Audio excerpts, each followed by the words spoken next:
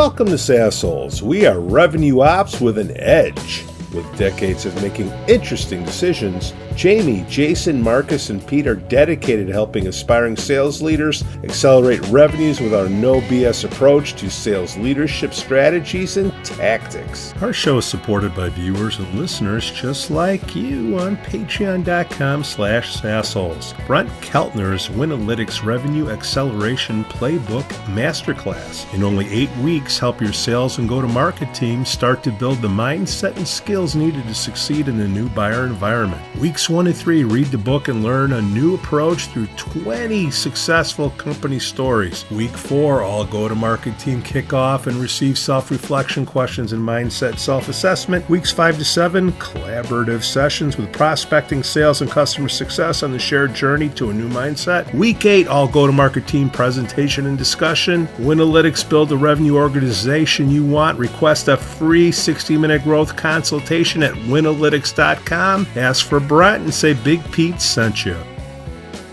Jamie Carney, thank you for coming on the SAASholes podcast. Hey, so good to see you. It's been a couple weeks.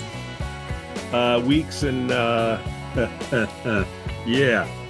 So what's going on out there? What do I hear? Is it are we coming out of this thing? Is it still rough, or we're waiting for Part B of the layoffs? 39% of the companies out there still don't have their numbers. I think what's going on out here is, even though we want to say we're not in a recession, we've been in a recession for over a year, right? Yeah. I think we're on the final spot of the recession, meaning that the smaller businesses are going to start recovering here in the next. The only thing that set us back is now the bank runs that are going on has created more instability in the marketplace. When there's unsure, when companies and people are unsure of what the outcome or what's going to happen next month, it's hard to plan and grow for that. And I think this bank run at Silicon Valley Bank and that's a SaaS bank, right? Pretty much. Yeah, that's a VC bank. What happened for us idiots? What happened? They were over leveraged on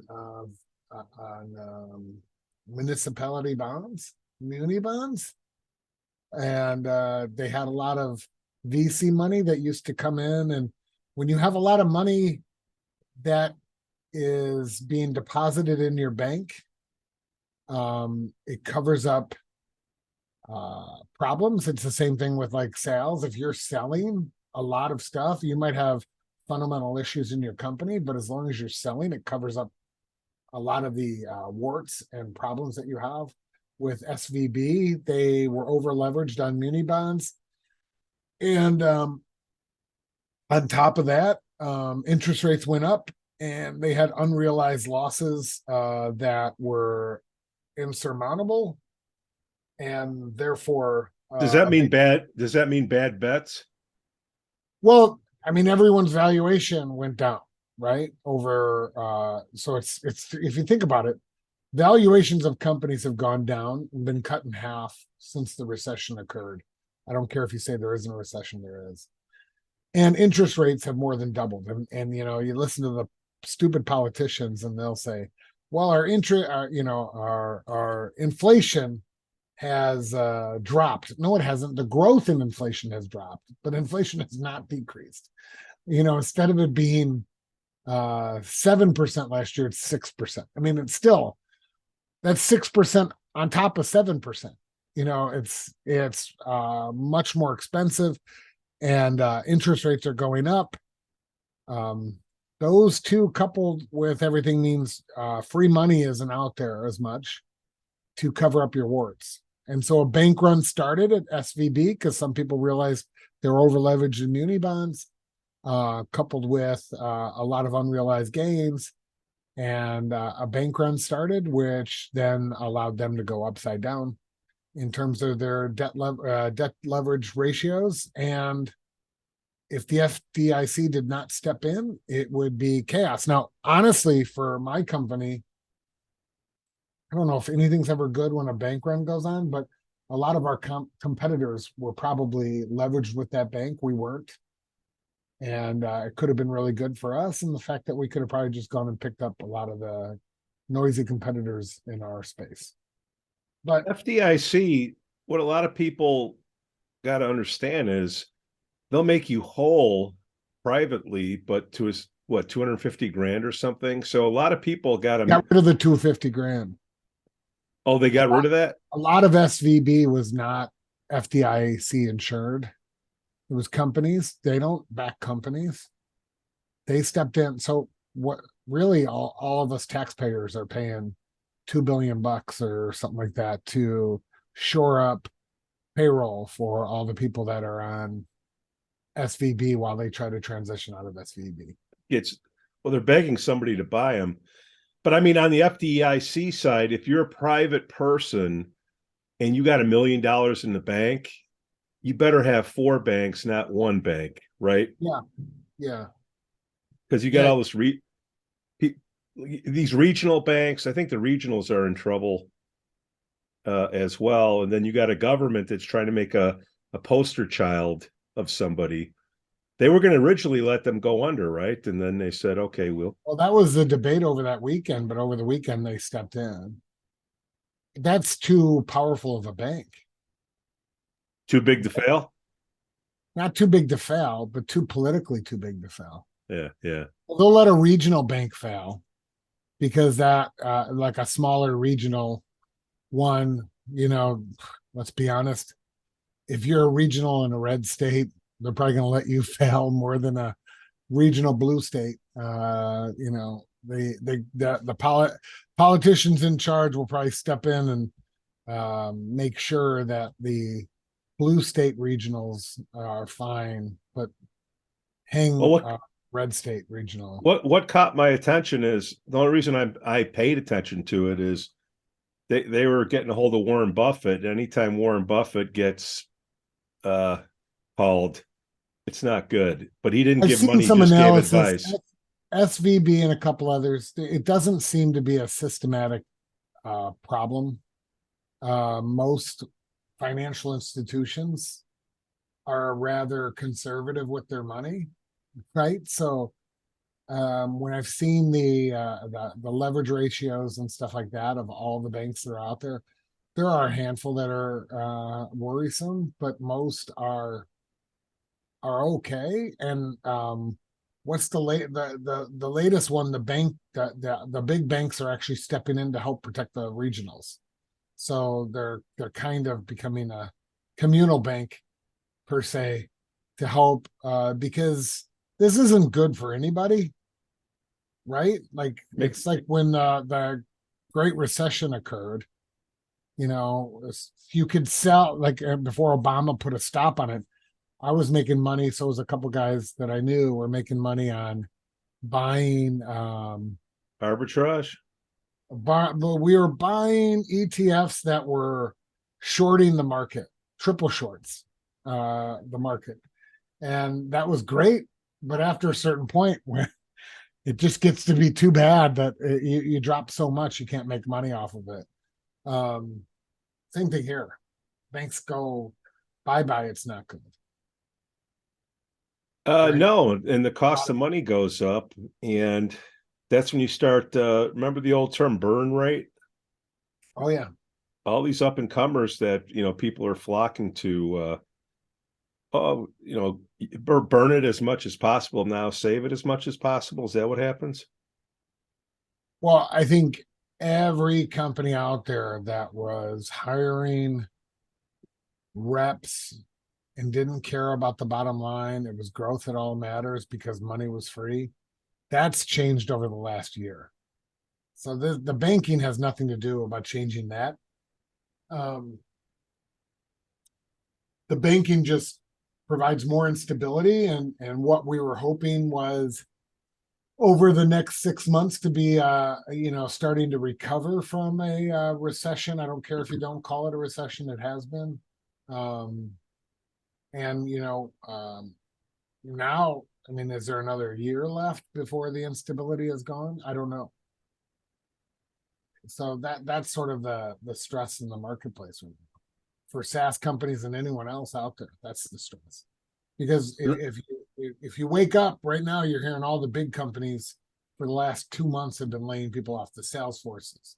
That's going to continue on for the next 3 months. The big guys are feeling the pain of what the tech and the startups and the smaller companies were feeling last year.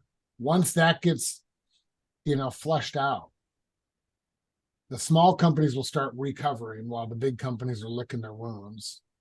And then the big companies start recovering. That's typically what happens in a recession.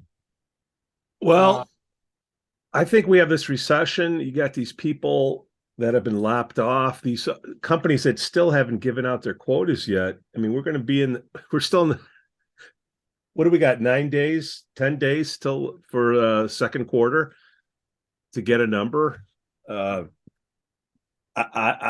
don't know, man. I don't know. And now you got this Chat GPT. I don't know if it's a fad or what, but to me, from what I've seen, is this is something that's going to cut away a middle level of people at every company, that these assistant marketing people. Marketing's going to get crushed.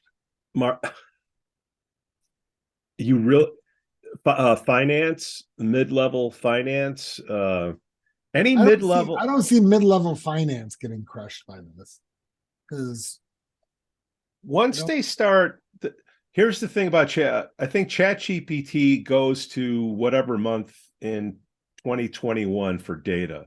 So if you want anything current, unless you have it, your API, the API is hooked up where it's feeding into your current stuff. I mean, it's all about training, right? No one in their right mind is going to allow Chat GPT access to their financials. They're just not. It's too secured.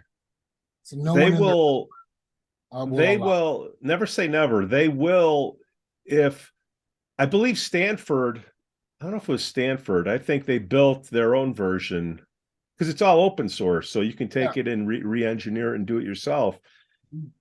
It's just a really hyped up chatbot. It's something that we've been talking about forever. It is. That give me a marketing plan with this criteria, and boom, there it is. And you know what? It's 80% right. So there'll be jobs for people that'll figure out the other 20%. Yeah, and that's why I say marketing, drip campaigns, admin, administrative jobs that people are sort of helping. Revenue operations. It's the ones where it's not clear what to do. You can't use Chat GPT, but hey, tell me how I should communicate with this company. And people I think it puts the onus on the leaders of a company that have skirted by with subjective answers, and they have to be objective. What are you looking for? What criteria are you looking for success? Yeah. And you just can't, well, we'll see as it goes. Well, no, if the environment turns into this, how will you react? You have to answer that question to get an answer. And I think it forces businesses to critically think. And I think you got to see level. You and I played around, and you did a lot more than I did. We played around with those chatbots, right? Built our own. What drove those chatbots to become more and more successful? Well, my thought was that you could increase the span of control of one manager to reps from 8 to 10 to 1 to double if you can eliminate recurring behaviors. Recurring, but low value questions, but low value questions, repeatable questions, which means you have to have the data to respond to all those questions. And when you respond to those questions, the chatbot becomes smarter and smarter, right? So the underlying concept of ChatGPT is data, right? If you have data, but you have to, that you can feed the ChatGPT, the ChatGPT becomes smarter and smarter. Now, if I'm thinking about Terminator, the movie, we got to take out ChatGPT. But if I'm thinking about it from a business standpoint and not thinking it's going to be apocalyptic, any companies out there that have data or are processing companies' data in a way that can be consumed by something like ChatGPT are It's like Indeed. gold standard. Anyone who's um, just not dealing with data but providing a service, those are the companies that are going to struggle because they need the data. And anyone who's been claiming their data, driven company, and they're really an anecdotal driven, data driven company, Yeah. you better get in line. Like I've experienced data driven leaders that say, 80% of our client base wants this, and they've talked to 5 out of the 100,000 customers, and 4 of them wanted it. That's not data driven. That's anecdotal data driven. You better become data driven, or you're going to just get beat. Now, where is ChatGPT going to come up short? I personally believe there's no way a company is going to let any type of bot get involved with their financials, because there's going to be security, infosec, all of that type of stuff that's going to play into it. And this, but it's open source, dude. You can make your own. You can cap it, build it yourself, and the security's all yours. Big difference is it's open source cloud software. It's not open source on-prem software. And what I mean by that is you can't cap it. You can't cap the software. That's the key here. You can't control the software that is building all of that in its own desktop or multiple desktops that's just sitting. Look up Abaca GPT. And APACA. Why isn't this?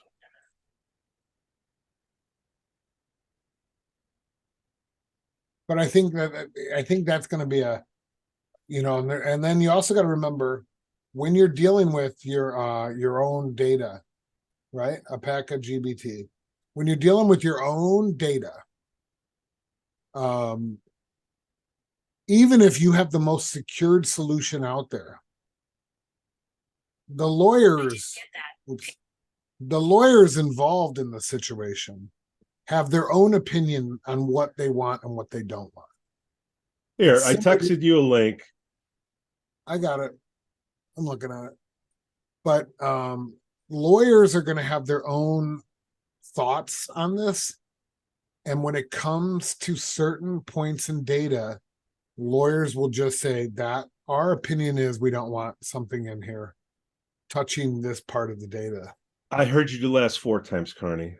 But this thing, researchers had fine-tuned Meta's Llama large language model, OpenAI ChatGPT, for $600. Yeah. So you can put we need a IT guy on to fact check us, but you can take that thing, make it your own, and then put all the securities in. And then the finance, that could be the last thing that you work on. But this mid-level marketing stuff that can you need these people in busy times. You don't need them in busy times, so you never have to hire them in the first place, right? So you have this out there. So what's the next job? I think the next job is refining things. Anything that you outsourced, right? Anything that you outsourced as a company, if you outsourced BDRs and SDRs that are just sending out renewal teams that are mainly communicating via email, you can probably save more money by moving the mundane to ChatGPT. Anything you want to remove the mundane and move it to ChatGPT. So BDRs move back to marketing then? Yeah, I mean, they go back and forth all the time depending on what you're talking about. But yes, I'm just saying in this case, in a RevOps situation, whose budget is it going to go under? So you cut it, And I don't know if it goes into a consultant or a refining specialist, whatever the hell, do you even need a data scientist anymore? You don't need a data scientist. I never think you do. You need data architects. Why? Well, because the data architects out there are the ones that are cleansing and making sure that the data is correct. So, like at a former company, I won't name the name. Yeah. We had a substantial. I ran the queues for most of the people that were in BI, business intelligence. Yeah. Let's be real. I always said we should call them DI, data intelligence. They didn't understand what the business needs were. They understood how to prop up the data and get it so that it's in a position so that it can be consumed by the business intelligence or the analytics teams, right? The data intelligence is what we need. We're probably not going to need as much business intelligence, but it's going to take time. Tomorrow, Chat GPT is not going to be replacing the business intelligence, the underlying analytics layer. But 2-3 years from now, Chat GPT could, if you install it today, because it'll take time for it to become smart. And then what you need is probably someone to oversee the outputs that are performed by the Chat GPT analytics and vote on if it's good or bad. Add votes, but not. But eventually, conceptually, it should be just the C-levels, because this thing will write code. Yes, I know. It can write 80% of the code.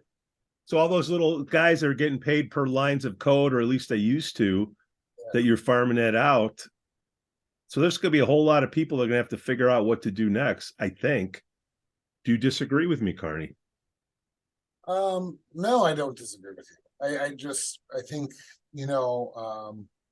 a lot of the big companies that, let's be honest, like if you're a coder at Walmart, you can't be on the cusp of innovation.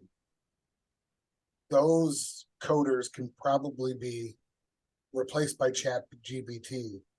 The innovation coders, which is where the money is anyways, I don't think. Hold on. When you say innovation coders, to me, what I'm hearing is you're taking a long stream of stuff and figuring out ways to condense it into less stuff to make the same output happen. Correct? Yeah, or you're coming up with brand new stuff. Like the inventors pardon the pun. and/or. Yeah, so I mean, I think data, if you're like, I'm going to go back, if you're a data company, you're good. If you're not a data company, you better start pivoting now, because in 2 or 3 years, you're out of work. Right? So like the people that help you write drip campaigns, or anyone that's writing a drip campaign for the reps to use, gone. Well, Carney, Marcus and I did a show last week, and we did the whole show on Chat GPT on People.ai. Yeah, we did. Marketing, the whole 9 yards. You may want to check it out. I'm dead serious. When did you load? You haven't put it out yet. It's totally up. Great. I hope I'm not going to be in trouble for what you guys did. Obviously not, since it was a week ago. But we said, hey, what are People.ai's competitors? And then what would be the email that I would want to use to get a 10% lift based on efficiency, this and that. Oh, yeah, it's all there. I'm your marketing guy. It's already done. So I think there's going to be a lot of smart people out there. It's sort of like you're taking the ACT and the SAT, and you got Chat GPT, and you're getting all the answers done. There's going to be a lot of smart people for the next 6 to 9 months, and then eventually everybody's going to figure it out, and then we're going to see who's swimming. when the tide goes out, who's wearing the trunks? Do you think it's bad? Like I remember just in sales. No. I think this is a revolution that will be in a different way. Internet connected everybody. This thing is making everybody more efficient. Yeah, like I always The said, industrial revolution. This is the data revolution. even just in a micro economy of one company, you have e-commerce should be trying to push the small business unit upstream, because the small business unit sales team should be pushing to move the marketing upstream. The middle market guys should be trying to get the enterprise guys upstream and work them out of business. The same thing happens here. Chat GPT is sort of starting on the lower ends. It's going to push everyone to a higher productivity, right? And so efficiency, yeah, more efficient across the board, and it'll end up being better for everyone, except for those that don't adapt to it, right? Well, it's like a triangle that if you're pushing everybody up, the triangle is wide at the base, and you're pushing it up, and the base is going to get smaller and smaller because people are working on higher value tasks. Yeah. So, and you need fewer and fewer people. So the people that are not figuring this out, there are people that say, well, you know what, it's only good till 2021. I'll wait till it comes out. Those are the ones they're going to get cut that aren't using this thing like right. If you're in sales right now and you're not using this to figure out why you should be calling somebody on the phone, which we did last week, Carney, you're going to be cut. Agreed. And everyone's using it right now and sort of playing around with it and trying to figure it out. Yeah. Right. So I agree with you 100% there. But even like graphic artists, if you're a graphic artist and you're using the image function, I haven't done that yet.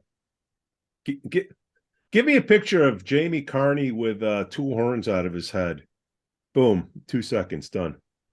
Yeah, I mean, I think when it becomes, you either got to be uber creative, or you're just going to have to figure out how to, don't be okay with pushing paper, right? If you're caught in a process-oriented job, you better start figuring out how to get out of that. You want people to want you to want to hear your brain, because your brain is able to think creatively. ChatGPT isn't. ChatGPT is the fact, is going to spew facts as best as possible, spew facts out there, whereas people are going to want to hire people for their brain and for their thoughts. I mean, if you're a consultant out there, this wipes out a lot of the consultants, at least on the simple stuff, just for the structure part of things. So, Carney, what is RevOps going to look like? We just got all these fancy titles. Are they all going away now? No, I mean, I think RevOps is morphed into more than just, it's not sales ops, it's RevOps for a reason. So RevOps is going to be in charge of, how do we roll out ChatGPT? How do we push ChatGPT? Yeah, but sales enablement and all that other stuff, the training, and build me a 6-week training for my blank. Bloop, bloop, bloop, bloop, bloop, bloop. Done. Yeah, I agree. But RevOps, what is sorry, I'm getting blown up at one thing. RevOps is there to try to figure out what is broken in your current situation and how do you fix it. What is broken in terms of what is broken in terms of what is broken in terms of acquiring customers? What is broken in terms of your marketing? What is broken in terms of how you interact with your customers? Where are all the inefficiencies that are out there? And that's literally where RevOps will probably use ChatGPT for a lot of this. because the RevOps person is really in charge of finding inefficiencies in the revenue organization and trying to figure out ways to become much more efficient in your interactions with clients, right? And customers. So if anyone is a fan of Chat GPT, it's RevOps. More so than anyone else in the organization, probably, because they're the ones that are going to be saying to marketing, I don't need these 5 marketing people that are doing copyright. I can use Chat GPT. Hey, sales reps, I don't need you to try to figure out how to write an email to an executive. Use Chat GPT. Hey, and therefore now I'm expecting you to be sending out more emails to the right people at the right times. Hey, customer success or renewal reps or account managers, this is how I'm expecting you to interact with your reps. By the way, I'm now moving a bunch of these check-ins to one person can handle now 20 accounts as opposed to one person can handle 5 accounts, because a lot of the weekly check-ins are going to be run through Chat GPT, and I only need an auditor to check to make sure that the Chat GPT language is appropriate and the message is appropriate, right? So the RevOps person is going to be more and more versatile and more rewarded with Chat GPT. I think Salesforce, I think HubSpot, Microsoft is getting down and dirty with Chat GPT. I believe they what? They bought Chat GPT, yes. Well, that sounds like it's hot and heavy, and I thought it was open, but so if they have Excel, they have LinkedIn, and you have this open source, what do you need the other stuff for? Create me, because you're trying to organize your contacts, right? That's what Salesforce is for, right? In your schedule. Yeah. And make predictions, which are always wrong. Why would you need Salesforce anymore? Well, I mean, that's a huge undertaking, because Salesforce, for all its limitations, has become in bed with every aspect in your go-to-market strategy, and with bolt-ons and things of that nature. Salesforce powers a lot of the licensing product, quote to cash. Yeah. All of your stuff is powered through Salesforce. To remove Salesforce from a huge company is a 5-year project. To remove Salesforce from a small company could be a 6-month project, but it is so disruptive. Well, and is the risk really worth the reward? Instead, what about? I would say you use Chat GPT to make the backbone infrastructure of Salesforce work better, which is always why all these bolt-ons are there. So a lot of the bolt-ons that are on Salesforce could go away with Chat GPT. Not People.ai, because People.ai is a data company. I know it's a little bit apples and oranges here, but DocuSign fell apart. Same thing. You had other people doing the same thing, and people found, you know what? I can find this somewhere else for free or cheaper. Yeah. That's why people went to HubSpot, right? Because it was cheaper, easier to use. So that's all my point. Yeah. I mean, outreach. People are going away from outreach because it's been around for 10 years and people can find that somewhere else. There's nothing unique about what outreach does. It's a cadence sequencing tool. Clary is a forecast reporting tool. Clary. Sorry. But those are the companies that are going to be suffering from this, because they don't great with the data. They just present the data in a different way. By the way, when your mic is like that, that's really good, Carney. Just so you know. Is it? Yeah. Oh, even better. Tableau is probably going to suffer. Domo is going to suffer because Domo Arigato. Because those guys are visualization software, right? They're visualizing data, and then the analytics team is taking that visualization and analyzing off of it. dashboards are a 4-letter word in any world out there. But the more you can have something else consume the data and provide a analysis and a visualization without you lifting a finger, the better. So those companies are going to be suffering. It's the companies that are harnessing data that are going to eventually thrive from this. If the politicians could just get out of the way. Well, we have to wait till the next election cycle. Yeah. Carney, what else you got for us? You think that's enough load we dumped on people this week? Yeah, I didn't know you guys went through People.ai last week. I just saw it. When did you push it live? Last week. You better watch it. What'd you guys say? Anything good or bad? I thought it was very good. It's whatever ChatGPT said, and it was very close. What did it say? I'm really curious. I'm going to watch it. Watch the show, then call me back. All right, bye. Bye.